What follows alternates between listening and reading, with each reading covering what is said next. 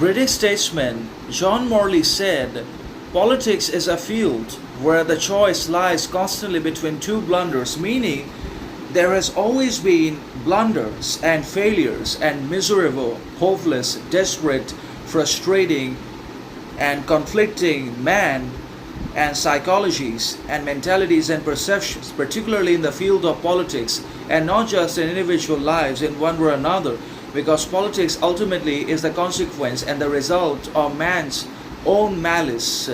and psychological conflicts and the constant desire, want, and lust for possession, wealth, control, dominance, manipulation, enslavement, and slavery of and over each and everyone in the world, and not just in one society or one country around the world, but over everyone and over the entire world. There has to be slavery, enslavement, manipulation, corruption, exploitation, and bribery. And for all these reasons, man has come up with and created the fundamentally wrong, disruptive, and dangerous reality of politics, alongside religion, education, and all other limiting and restricting things that obviously drive out man from the path of greatness, admiration, respect, integrity, morality, character, interrupts in his growth, improvement, betterment, and obviously interferes in his ultimate relationships and connections with himself, and obviously towards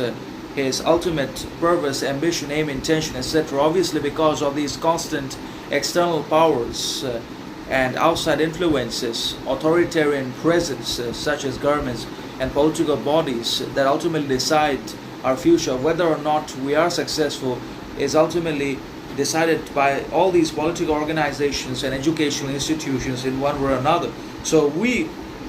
are not ultimately responsible for our success, no matter how wise, moral, intelligent, knowledgeable, critical,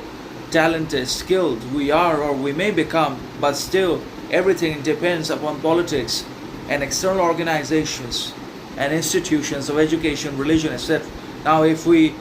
are obedient and agreeable